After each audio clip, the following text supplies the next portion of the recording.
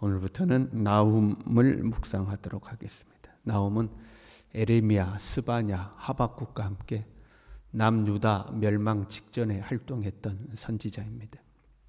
그러니까 BC 663년에서 612년경에 활동했던 선지자죠. 우리가 요나서를 묵상했었죠.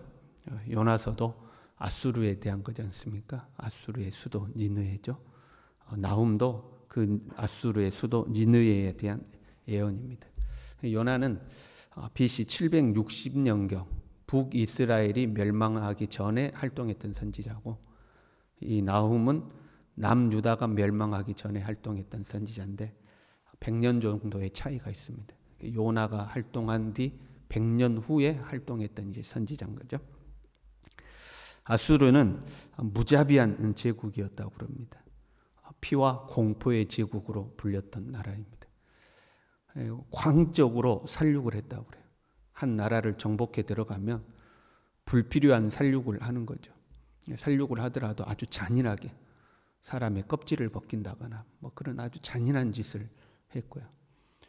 정복해 간 나라의 약탈을 그냥 뭐 남김없이 약탈해 버리는 아주 이제 잔인한 제국이었습니다. 그렇게 했던 것은 반역의 씨를 말리는 거죠. 반역할 수 있는 힘을 아예 없애버리기 위해서 아주 잔인하게 짓밟아 버리는 그런 나라였다고 합니다. 그런 잔인한 나라였고, 전성기에 있는, 지금 이제 아수르가 전성기에 있는 거예요. 그 아수르의 전성기에 있는 이 제국을 향해서 니느웨 그 나훔이라는 선지자가 멸망을 선포하고 있는 겁니다. 니느웨에 대한 경고 이렇게 돼 있죠. 사실 어떻게 보면 무모한 경고죠. 망해가는 나라에, 아주 작은 나라에 그 세계적으로 누가 알아나 주겠습니까? 그런 작은 선지자 한 사람이 당대의 최고의 제국을 향해서, 그것도 무자비하고 잔인한 제국, 그 제국을 향하여서 경고의 말씀을 이제 선언하고 있는 거죠. 만약에 니느웨에 있는 사람들이 이 나훔의 메시지를 들었으면 뭐라고 그랬겠어요? 너나 잘하세요. 그러지 않겠어요? 너나 잘하세요. 네가 뭔데 우리한테 그러느냐. 아마 콧방귀도 안 끼었을 겁니다. 그럼에도 불구하고 나훔은 이제 경고의 말씀을 선언하고 있는 거죠. 왜 나훔은 이런 환경 속에서도 경고의 말씀을 선언하는가? 하나님의 사람은 환경을 보지 않죠. 하나님의 사람은 하나님을 바라보는 거죠. 이것이 하나님을 믿는 사람들의 자신감의 근거인 겁니다.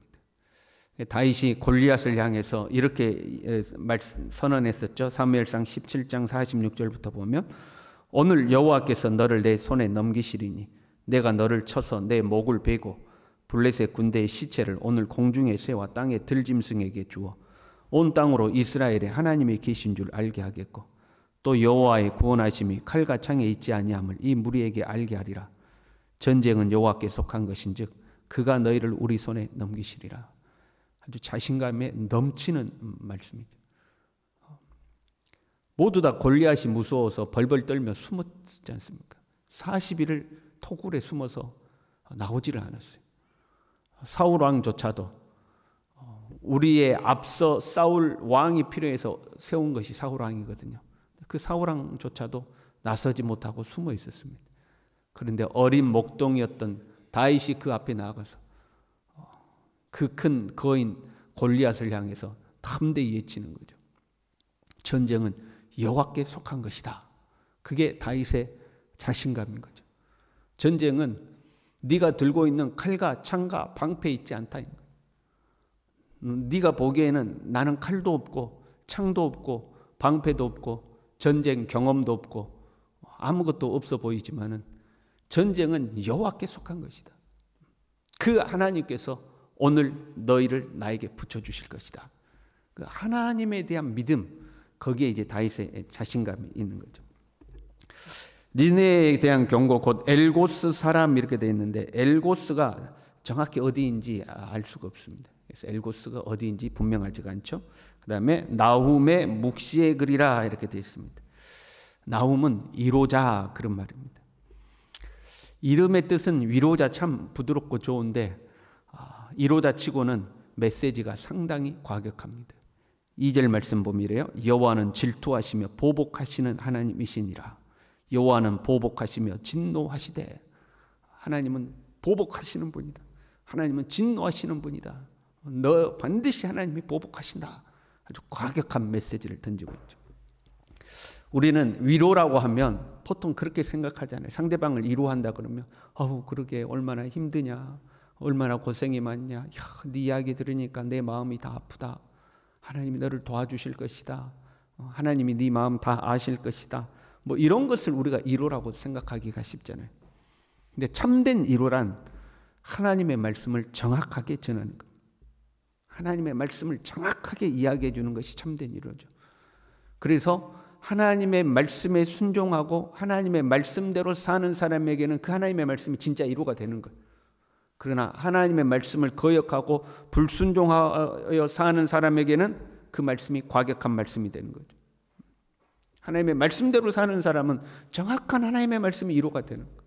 우리가 사람을 위로한다고 했을 때 그가 하나님의 뜻에서 벗어나고 딴 길로 가고 있는데도 그래 네가 얼마나 힘드냐, 네 마음이 얼마나 괴롭냐, 그는 절대 위로가 아닙니다. 그렇잖아요. 딴 길로 가고 있는데 그래 네가 얼마나 힘드냐 그러면 더 딴 길로 갈 거 아니에요. 딴 길로 가는 자에게는 하나님의 말씀을 정확하게 이야기를 해야 돼요. 그건 하나님의 뜻이 아니다. 하나님 앞에 옳지 않다라고 이야기를 해야 되는 거죠. 그런데 현실적으로 그러기가 힘들 때가 많죠. 그렇잖아요. 여러분도 누군가 상담을 한다거나 아니면 우연한 자리에 이야기를 하게 되어서 하면 이거 분명히 하나님 앞에 잘못된 것 같은데 쉽게 말을 못할 때가 있죠. 왜? 상대방이 받아들일 준비가 전혀 안 돼 있으니까. 그러면 적당한 말로 위로하고 끝내버릴 때가 있잖아요. 대부분은 다 자기가 듣고 싶은 이야기만 들으려고 합니다. 정말로 하나님의 뜻이 무엇이냐, 정말 하나님이 원하시는 것이 무엇이냐, 이걸 찾는 사람은 정말 드뭅니다. 대부분은 자기가 원하는 소리를 듣고 싶죠. 그런데 때로 내 생각과 다른 과격한 하나님의 말씀이 참 위로일 때가 있는 거죠. 그렇게 하면 너 망한다. 그렇게 하면 너 하나님께 매맞는다.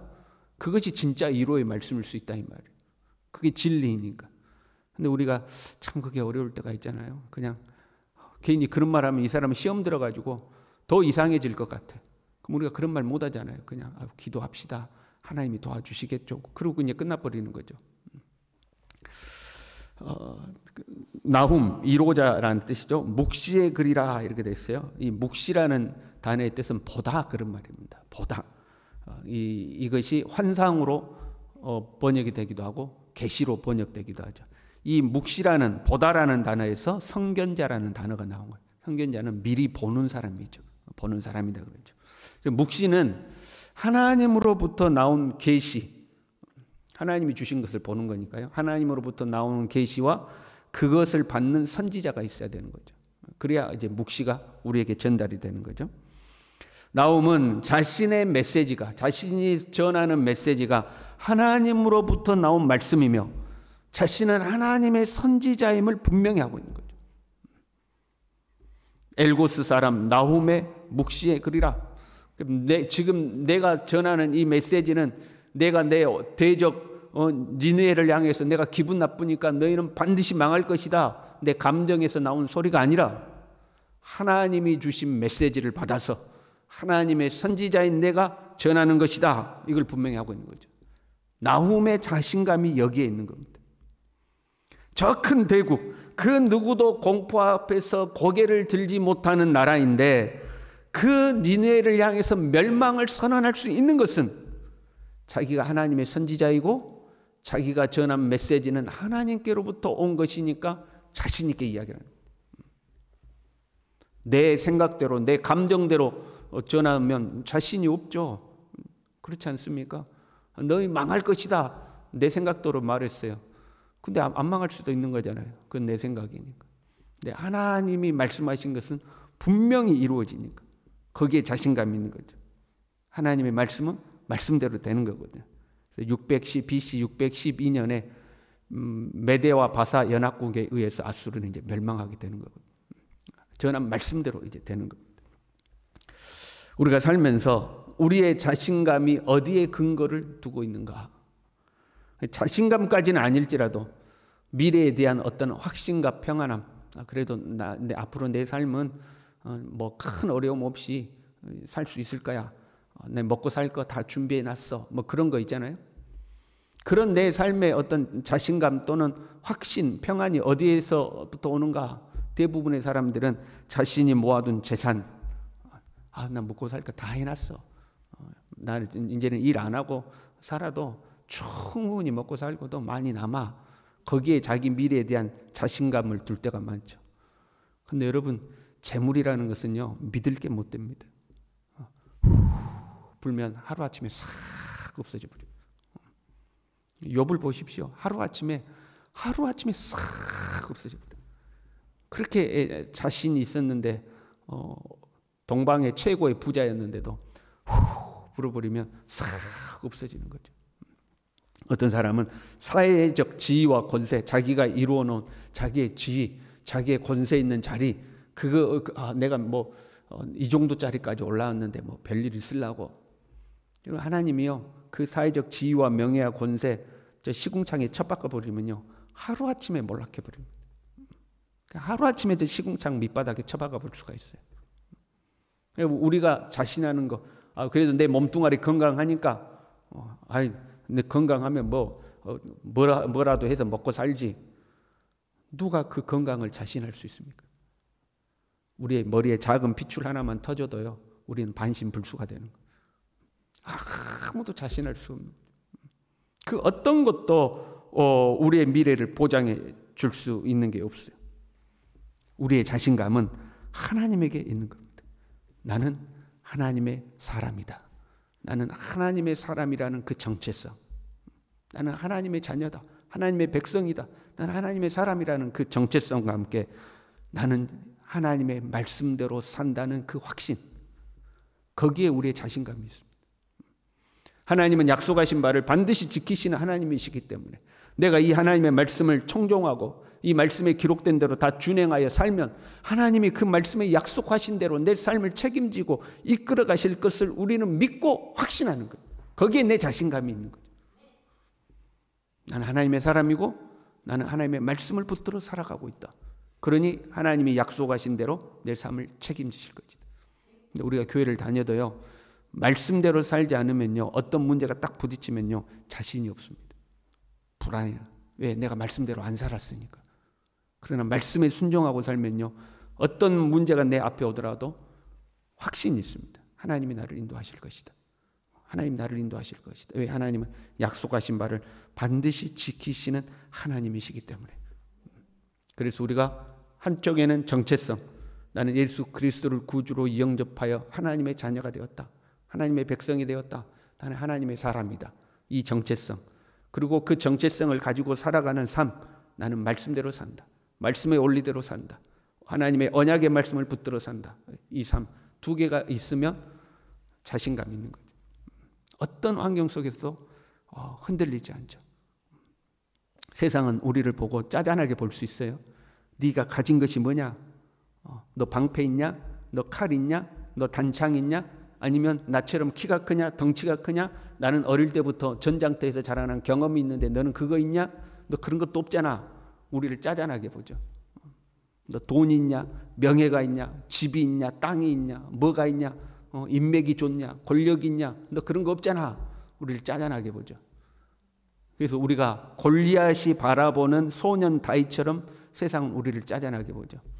그러나 우리는 너는 칼과 창과 단창으로 내게 오거니와 나는 만군의 여호와 하나님의 이름으로 네게 간다. 전쟁은 여호와께 속한 것이니 여호와께서 오늘 너를 내게 붙이실 것이다. 그 자신감이 우리에게 있는 거죠. 저와 여러분이 이 믿음으로 살아갈 수 있기를 바랍니다. 기도하겠습니다. 하나님 아버지, 세상 사람들하고 똑같이 돈 좀 있으면 자신 있고 명예, 지위, 권력 있으면 자신 있고 내 미래가 평안할 것 같고 내 미래가 보장될 것 같은 세상 사람들하고 똑같이 생각하지 않도록, 그런 것들은 헛되어 아침 안개처럼 사라지는 것들임을 우리는 오직 하나님을 바라보고 하나님을 의지하고 나는 하나님의 자녀임을 확신하고 세상이 어떻게 변하든지 간에 나는 하나님의 말씀을 붙들어 살아가고 결국 하나님의 말씀대로 된다는 이 믿음으로, 이 자신감으로 살아갈 수 있도록 주님 우리 모두를 붙들어 주시옵소서. 예수님의 이름으로 기도 올리옵나이다. 아멘.